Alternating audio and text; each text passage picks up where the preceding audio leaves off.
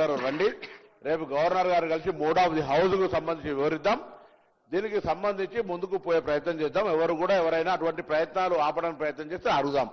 ఇది గాక ఏ మార్గం చెప్తారో చెప్పండి, తప్పకుండా దాని ప్రకారం 42% బీసీలకు స్థానిక సంస్థలో వాటా ఇస్తూ ఎన్నికలు నిర్వహించాలనేది మా ప్రభుత్వ ఉద్దేశం. దీనికి సంబంధించి రాజ్యాంగపరమైన అంశాలకు సంబంధించి ఇబ్బందులు ఉన్నటువంటి మాట వాస్తవమే. దాన్ని ఏ విధంగా ఓవర్కమ్ అవుతామో దానికి సంబంధించి అన్ని రకాలుగా ప్రయత్నం జరుగుతున్నది కాబట్టి చేస్తా ఉన్నాం.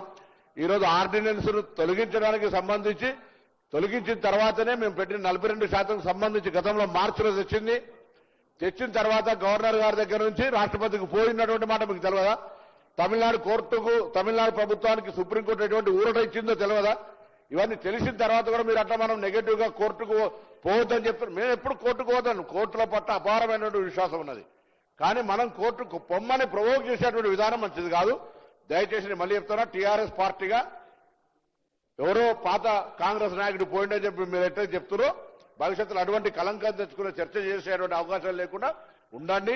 ఈరోజు దీనికి సంబంధించి క్షుణ్ణంగా తెలంగాణ వ్యాప్తంగా బలహీన వర్గాలకు సంబంధించి మనం ఢిల్లీలో ధర్నా పెడితే అధ్యక్ష సంబంధం లేకుండా గ్రామీణ ప్రాంతాల నుంచి స్పందన వచ్చినటువంటి పరిస్థితి.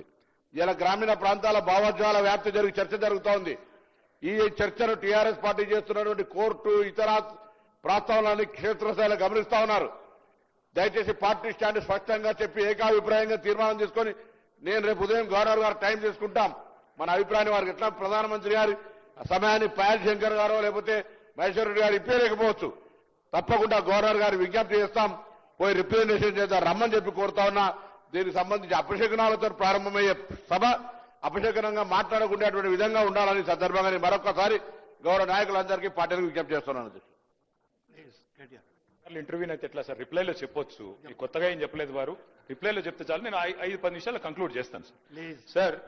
గౌరవ మంత్రి గారు మాట్లాడుతూ మాకు కోర్టులు అంటే చాలా గౌరవం ఉందన్నారు అధ్యక్ష. సుప్రీంకోర్టు అన్నా హైకోర్టు అన్నా చాలా గౌరవం ఉందన్నారు, చాలా సంతోషం. ఎందుకంటే సుప్రీంకోర్టు మనం తీర్పిచ్చింది సార్. 10 మంది ఎమ్మెల్యేలు ఎవరైతే పార్టీ మారారో వారిది కూడా మరి స్పీకర్ గారి పరిధిలో ఉంది. వారి విషయంలో కూడా స్పీకర్ గారు నిర్ణయం తీసుకుంటారని మేము ఆశిస్తాం. కోర్టుల మీద గౌరవం ఉందన్నారు కదా సార్, అందుకే చెప్తున్నాం. అట్లాగే సార్ వారు అన్నారు సార్ మేము ధర్నా చేశాము ఢిల్లీలో అన్నారు, మేము రాలేదు అన్నారు. సార్ ధర్నాకు మేము రాలేదు సరే, మరి రాహుల్ గాంధీ గారు రాలే, మల్లికార్జున ఖార్గే గారు కూడా రాలే కదా సార్. అంటే వాళ్ళు కూడా ఇది ధర్నా కాదు డ్రామా అనుకున్నారా సార్? ఎందుకు రాలేదు సార్? మరి అధ్యక్ష నిజంగా చెప్పాలంటే డిక్లరేషన్లు కాదు అధ్యక్ష, డెడికేషన్ కావాలి. మేము ఒకటే అంటా ఉన్నాం అధ్యక్ష, ఒకటే గవర్నమెంట్ 5 గొంతులతో మాట్లాడితే కరెక్ట్ కాదు. మీరు కన్ఫ్యూజ్ అయ్యి అందరినీ కన్ఫ్యూజ్ చేసే ప్రయత్నం కరెక్ట్ కాదు. డెడికేషన్ తో పనిచేయండి, శాస్త్రీయంగా పనిచేయండి. మేము సిన్సియర్ గా ఒకటే కోరుతా ఉన్నాం సార్. ప్రధానమంత్రి గారు అపాయింట్మెంట్ ఇస్తలేరు, ఇక్కడ ఉన్న ఎమ్మెల్యే గారు ఇప్పియాలంటారు. ప్రధానమంత్రి గారి అపాయింట్మెంట్ ఎమ్మెల్యే గారు ఇప్పిస్తారా సార్? ఎక్కడైనా దేశంలో ఇది మాకు తెలియదా? ముఖ్యమంత్రి కార్యాలయం నుంచి అడిగితే ఇస్తారు. 52 సార్లు ఢిల్లీకి పోయినారు ముఖ్యమంత్రి గారు, 52 సార్లు పోయినారు, 20 నెలల రికార్డు సార్ ఇది.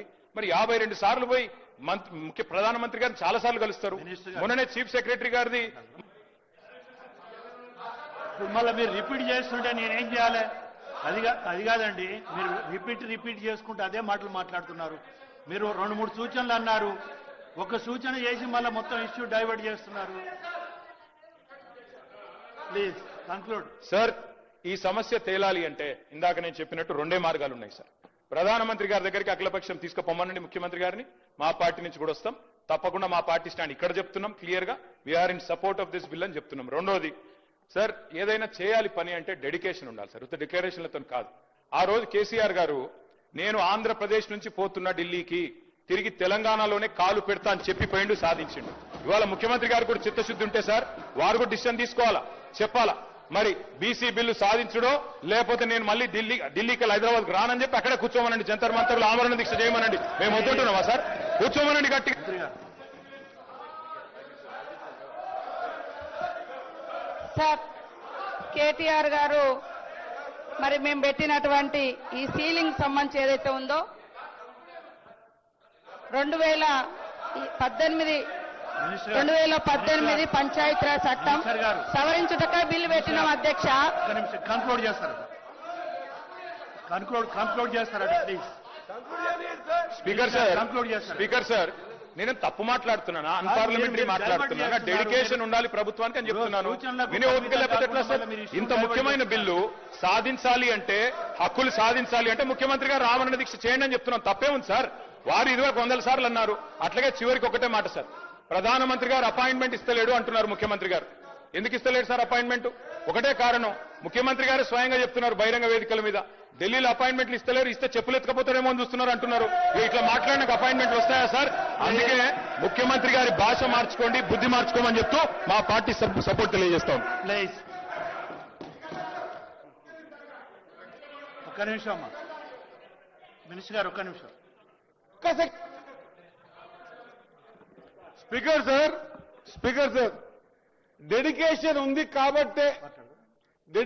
ఉంది కాబట్టే ఒకే మార్గం ఎంచుకొని ఆ మార్గం విఫలమైతే వెనక్కి జరగలే అధ్యక్ష. ఒక మార్గం కాదు, 2 మార్గాలు కాదు, 5 మార్గాలు కాదు, ఇంకొక మార్గం ఏదైనా ఉంటే కూడా చూద్దాం. ఆ మార్గాన్ని చెప్పడానికే మళ్ళొకసారి ప్రయత్నం చేస్తున్నాం అధ్యక్ష. ప్రతిసారి కన్క్లూడ్ చేసి నా సభకు లేదా ఈ ప్రయత్నానికి ఒక మంచి సూచన ఇచ్చే విధంగా ముందుకు పోవాలి తప్ప దాని కాంట్రవర్సీ విధంగా వాళ్ళేం అనడం దానికి మేము జవాబు చెప్పే విధంగా ముందుకు పోయి ఎక్కడి కన్ఫ్యూజన్ చేసేది మేము కాదు అధ్యక్ష. మా ఐడియాలజీలో నిండా మనసుతో ముఖ్యమంత్రి గారికి ఉంది, మా సభ్యులందరికీ ఉంది. ఏంది ఏ ప్రయత్నం చేసైనా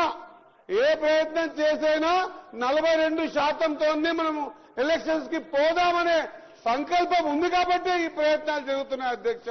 ప్రతిసారి కామెంట్ చేసి దాన్ని తప్పుదోవ పట్టించే ప్రయత్నం చేయడం సరైనది కాదు అధ్యక్ష. Thank you. సాంబశివరావు గారు ప్లీజ్. సాంబశివరావు గారు. Thank you sir. అసెంబ్లీలో ఒక్క నిమిషం సాంబశివరావు. శ్రీనివాస్ అధ్యక్ష, మా గౌరవ ముఖ్యమంత్రి గారిని పట్టుకొని వారు మాట్లాడిన మాటల్ని తీవ్రంగా ఖండిస్తున్నారు అధ్యక్ష.